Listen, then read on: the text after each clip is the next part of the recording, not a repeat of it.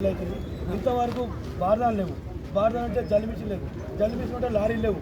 ఒడ్ల సమస్య పలుసార్లు ఎంఆర్ఓకు, ఆర్టీఓకు, కలెక్టర్కు, ఏపీఎంకు ఎన్నిసార్లు చెప్పినా పట్టించుకోలేదు. తప్పని పరిస్థితుల్లో రోడ్డు మీద దరజాల్సింది.